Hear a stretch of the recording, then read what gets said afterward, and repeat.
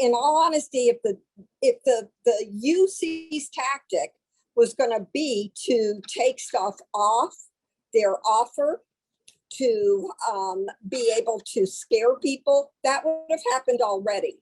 There's a reason why their last best offer remains exactly the same as what it has been. And that's because they can't get away with changing it and making it worse. They don't want to be guilty of any kind of unfair labor practice charge. And they know that politically that makes them look so treacherous that obviously that's not something that they feel like they can do politically.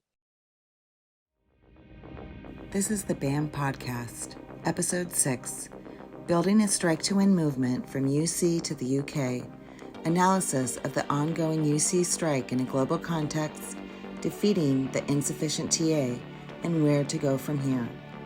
Visit us at BAMN.com.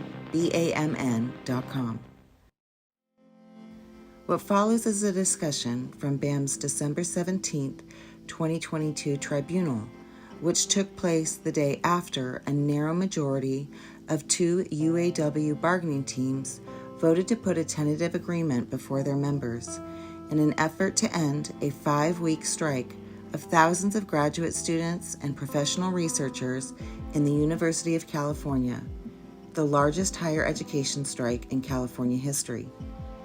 BAM's tribunals are national organizing centers for leading and building the movement for equality.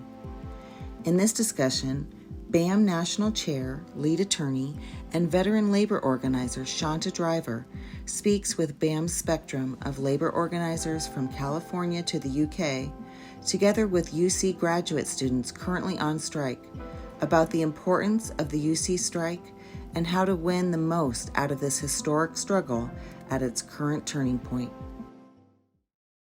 This has just been like an incredible and historic last few weeks, especially not just in the UC system, but really on the whole national and international picture and struggle. And I'm really, really glad that BAM has been at the forefront of a set of interventions on both sides of the Atlantic, and including in California. So I'd like us to discuss the UC strike and where things are at, lessons that we've drawn, and then also how we can organize and mobilize to defeat this TA that's just recently been announced. So Shanta, I was going to turn it over to you to introduce that. Great, thank you. I wanted to just start by saying that the success that we had this week at the AGU, which we'll discuss as the second point of the agenda, would not have been possible if it wasn't for the strike wave in the UCs. The two events were completely tied together because the people that we met at the AGU were graduate students and postdocs and research, professors and all of the different categories of people that have been active in the UC struggle over the past month. And they were radicalized just by seeing that struggle unfolding. And they came to our workshop that we had that was a quickly called together meeting that was based on the flyer that we'll read ostensibly, but would not have had the people at it who were at it if it hadn't been for the strike. The best of the people who came to our meeting were women who were from a bunch of different campuses and who really wanted to learn, how do you fight to win, and regard themselves as being radicals, as being people looking for alternative ways to fight and for a program that can win. And so the easiest the easiest example that we could point to in terms of what we mean by mass action and what will be unfolding in the next period of time was the UC struggle. And And I think that we gained a tremendous amount at this conference, among other things, because I think we have a core group of people who want to apply those lessons to building actions and events to influence what is happening with the global crisis of climate change. So that was the first point I wanted to make. The second point is this. In the next week, there'll be a vote of the two really big and important unions that have been a part of the UC struggle and have made up the vast majority of striking workers, which are graduate student TAs and graduate student research assistants. And the contract that they'll be voting on is essentially the contract that has been there and was voted down by the bargaining committee a few weeks ago, which is simply management's last best offer, which is barely different from what their first offer was. And the reason why this same contract, which has been regarded as being completely unacceptable, is being voted on again, is because there was a period in the last 2 weeks where voluntary mediation was entered into, and voluntary mediation means the mediator has no power whatsoever to influence either side to budge on any questions. And in this case, the relevant side was the UC administration. And usually in mediation, bargaining committee members are told not to discuss what's happening in mediation. And in this case, there would not have been much to discuss because it appears that absolutely nothing happened. And that largely this 2-week period was used by the administration to stonewall. The mediator was the mayor of Sacramento. So obviously somebody from the state capital who was an agent of the governor and absolutely tied to the UC administration, and so had no incentive to try to do anything that the UC administration was opposed to. And then on the other side of stuff, they were the two things that we had been fighting against happening in terms of the other two groups of workers that settled their contract, which was from the beginning, BAM had been calling on all of the 4 unions to pledge that no one would settle until everyone settled, so that there would be the strongest united front and the best basis for the continuation of all of the strikes until, in particular, a just settlement was reached with the newest group of people, which are the graduate research students. And that didn't happen. We got a number of people to vote no, which was great on the 2 contracts. And but the fact that they settled meant that as of the point that the mediation started, the 2 graduate student unions were left on their own, and were in fact the most vulnerable group of strikers, and not just the strongest numerically, which they were, but were also the strongest in that they had the closest ties to undergraduates who could be mobilized in support of these strikes and contract negotiations, and to the community and to the other workers on the UC campuses who are unionized and who often feel like they're the invisible, forgotten group of people who are working every day in the UCs to see that people are fed, that the offices are cleaned, that the lawns are pristine, all of that. And so, and that strength of those 2 graduate student sectors continues on. The problem now is that the UAW bureaucracy bureaucracy was very successful in getting the picket lines taken down in the 2 weeks of mediation.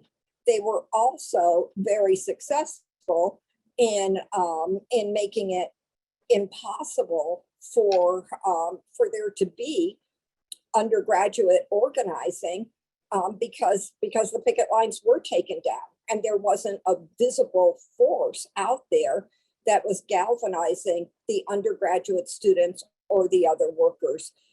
And thirdly, I think one of the lessons everyone will learn from this is we have to have a completely elected union leadership at every level of the union, because otherwise it's possible for higher up bureaucrats who are, in all honesty, very good at conducting strikes that are extremely limited in what they can win or are organized, frankly, to lose.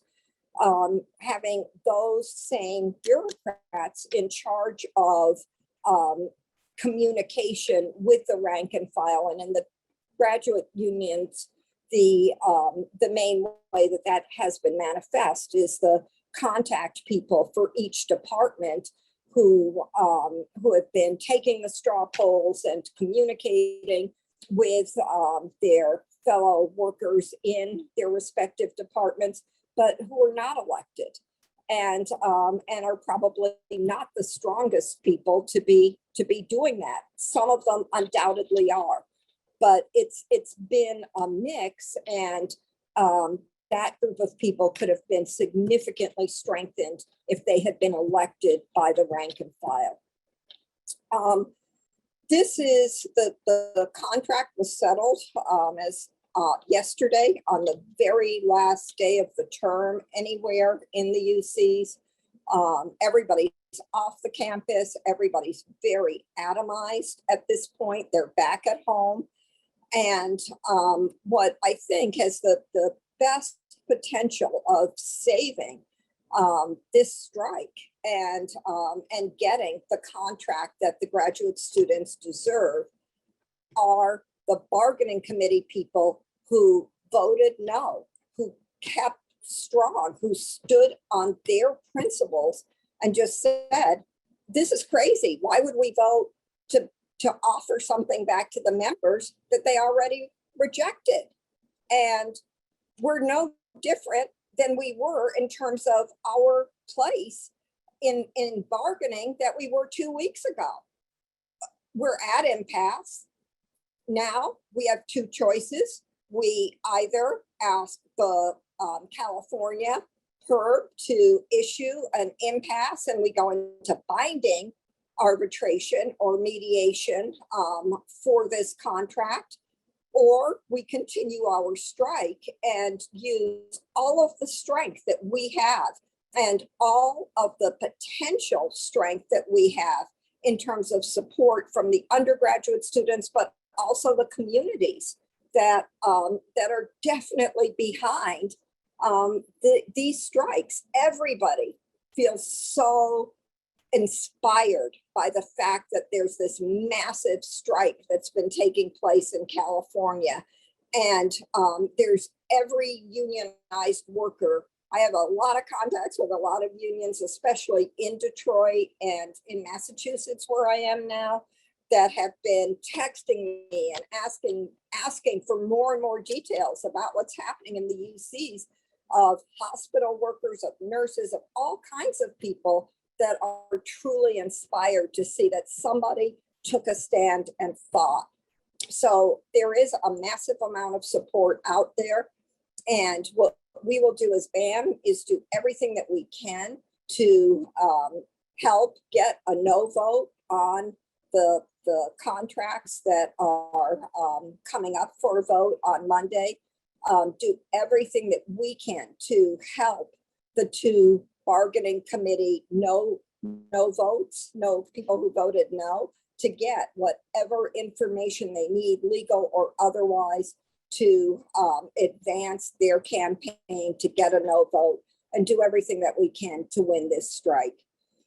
I think that even if this contract is accepted, this strike will be of enormous importance and will be a victory that's too limited, but a victory nonetheless, because it means that going into the next contract fight 2.5 years from now, we're talking about, 15 or 16,000 graduate students standing together, being able to fight together, and being able to pull with them the academic researchers and the postdocs, and to be able to create a whole new landscape for public education in the state of California.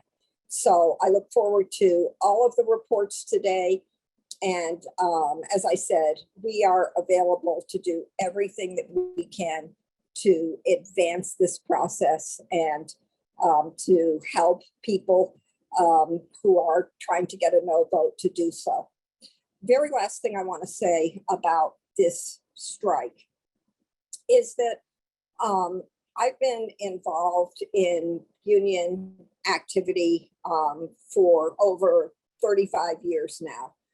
I came out of college, and the one thing I wanted to be was a union organizer, especially among Black and Latina and other minority and immigrant women workers. And I moved to Detroit to do that. I started working at a hospital to organize a union that of service and maintenance workers within the hospital. So the kind of people that are organized in the UCs that we're fighting for there, as well as the people who are on strike and the people who are on strike are fighting for. And the one lesson I can say that has been consistently true is that oftentimes union members vote for a contract because they can't imagine that the bargaining committees they have will do much better if they're sent back to the table again, because they failed to come back with better offers, even when there have been no votes.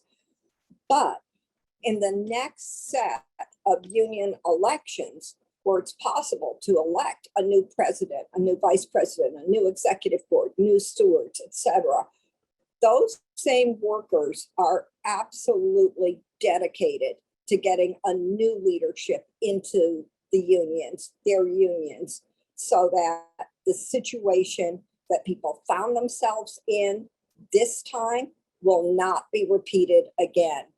So for everybody who is taking the stance of voting no, I promise you, you will be heroes. And I really beg of you to run for union office, join BAM, join Strike to Win, and put forward a slate of candidates in the next union elections that come up, because you should be the leadership of the union. And I absolutely believe that that is possible. So thank you. That's it. Great. Thanks a lot, Shanta. So I'm really glad we've got some folks who are still on strike, and we've shared the link from the members of the bargaining team that released that statement who voted no on these TAs, which was really useful, and it had links to other aspects of the TA, like doing an analysis against what's going to be voted on specifically. And we're really glad that there have been people from Santa Barbara and Santa Cruz and Merced and other folks. And we know there's a ton of support for this strike continuing throughout the UCs and beyond, as Shanta said. And so we definitely want to hear from you, just, where you see things, what your plans are, what we can do to support and help. Thank you. Just really quick, I wanted to know if you guys have seen the flyers that we put out around the postdoc and AR contracts, because they had exactly the same issues of fear of being told that, oh, we're going to get a worse offer, or we're going to get nothing, and just having no idea what was to come next. And I think that obviously we can make all of those available to everyone. They are on exactly the same issues, and I think would be a good start in terms of allaying those fears and getting out the truth.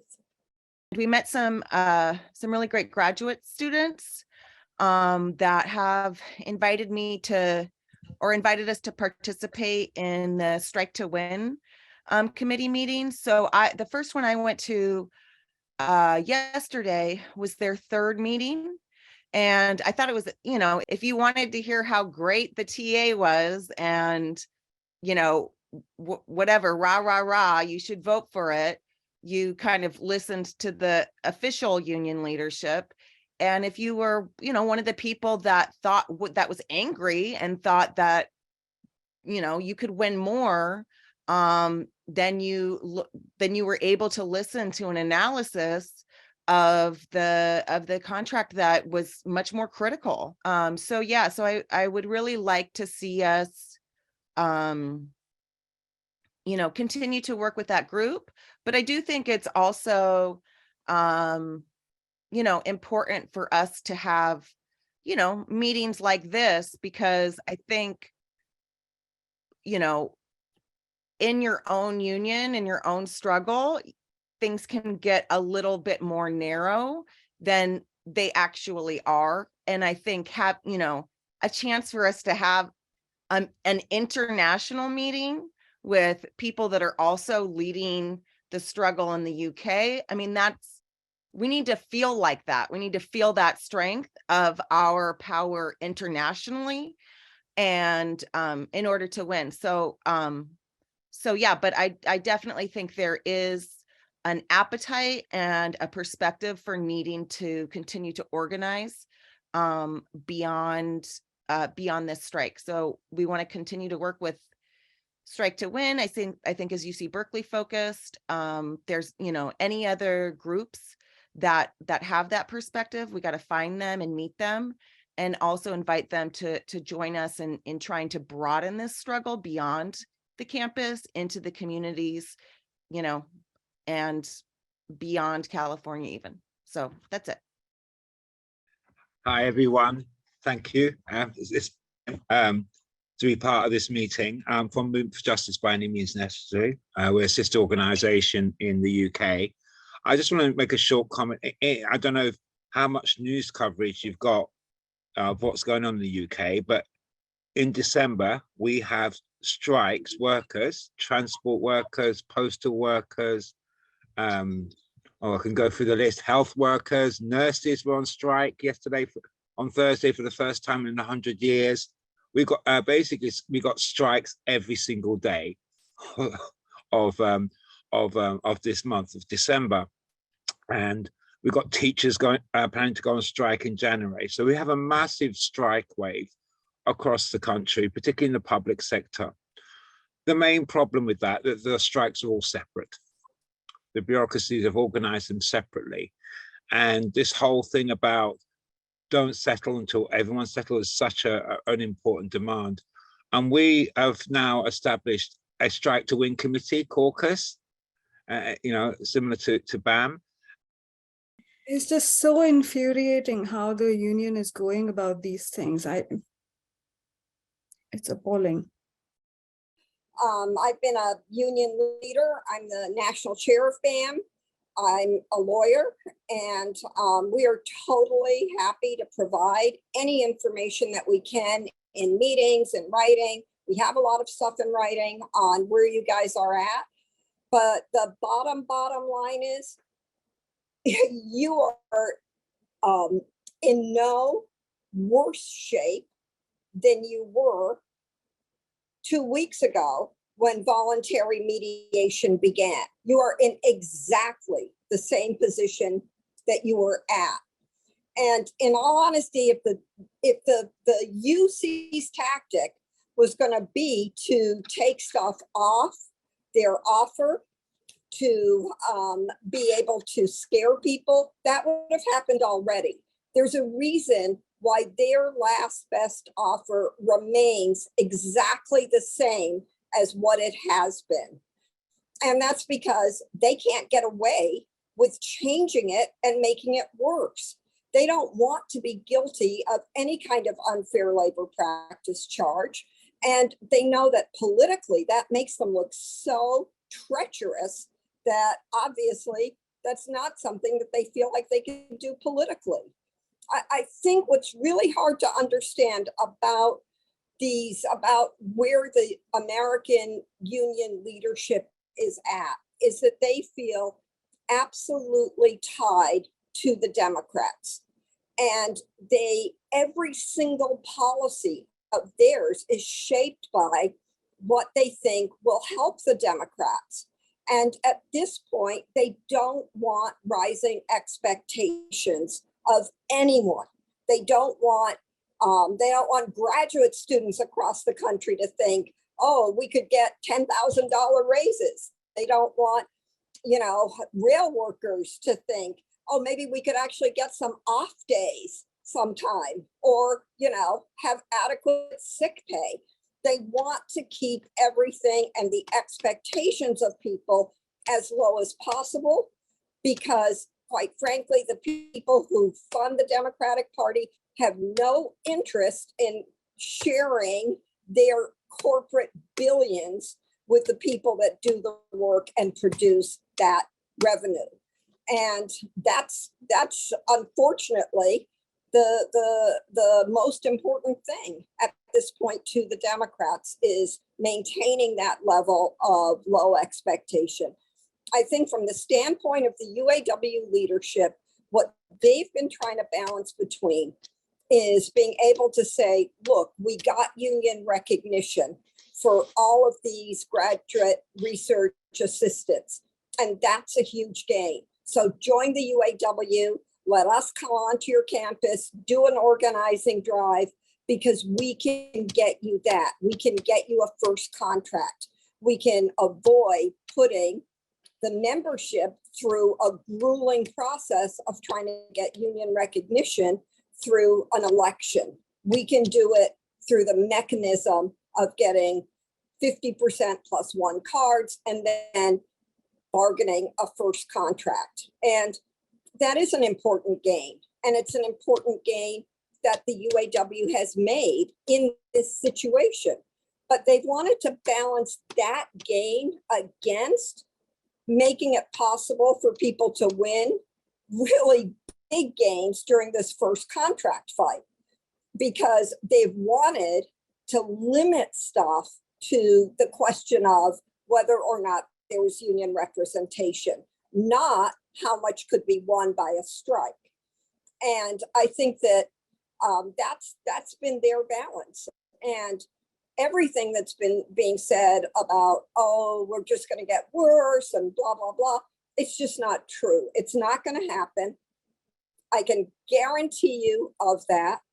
The last time that the UCs decided to strike a posture of impasse, it was with the lecturers union.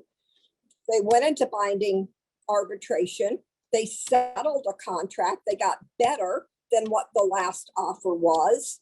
They did get the UC to be found guilty of not bargaining in good faith, which is a violation of the law. And, and the sky didn't fall in. They just decided to keep on bargaining and not to give up and not to back down. They didn't go on strike. If they went on strike, they could have won even more. You're already out on strike. All you need to do is continue this process. And when I say all you need to do is that, I know it's hard. I'm not saying like, oh, here's a little nothing you have to do, don't get paid, don't grade papers, all of that. Take all the crap that you might take from some of the professors. Yeah, there's a lot of pressure on people. But the truth of the matter is that in terms of undergraduates, every single undergraduate will regard every one of the TAs that has stood their ground as heroes. They'll register, the progressive students will, which professors demanded that the researchers come back to work or the TAs come back to work and which ones didn't. And that is going to shape the future of those professors. I went to Harvard a long time ago, and there was a graduate student strike, and I was part of a Black student building takeover at the same time. And the struggles merged together. And because of that, it was possible for everyone to win more. And one of the things that happened during that strike was everybody got A's. I mean, or in some cases, what their last best grade was. Because no, the graduate students weren't going to grade anything. But if you wanted a grade, they were sure happy to give you an A, because that was the easiest way to maintain the strength of the strike and to maintain the community, student, parent, etc. support for it. And it made it possible for the people who were occupying a building to stay in that building and keep negotiating, because they didn't have to run out to take final exams. And the demand of the people who were occupying the building was, one of them became recognition of the Graduate Students Union, because that was obviously a part of improving the conditions for students on that campus and for Black students and the Black communities in general. So I think that it just is, it is hard to understand always how it is that the people who are the union or considered to be the union are engaged in spreading false rumors and lowering expectations and using tactics that are atomizing and demoralizing. But at this point, I think the UAW feels that they've succeeded in what they want to get. And now their central job is making sure that these strikes do not win much more than management is prepared to offer at this point. And it's going to be, it's just going to be up to you guys to make clear that no, we don't have to accept this. I am happy to meet with anybody, talk, meet, answer questions, whatever. I've represented a bunch of unions, including the Detroit Teachers Union and industrial unions. So, and I've been through a lot of contract negotiations, which when you're at the bargaining table, you can be really drawn into feeling like you can't win more than what's been offered, because you're isolated from other people and you don't, you feel worn down and kind of dragged out. And but the minute you are back before the membership, you can really get your behind kicked by a bunch of the members who are wondering why you just, are offering the same garbage that you already gave them and was already rejected. So I just do think that it's possible to get a no vote. It's difficult, but it's not impossible. So yeah, that's it. Thank you.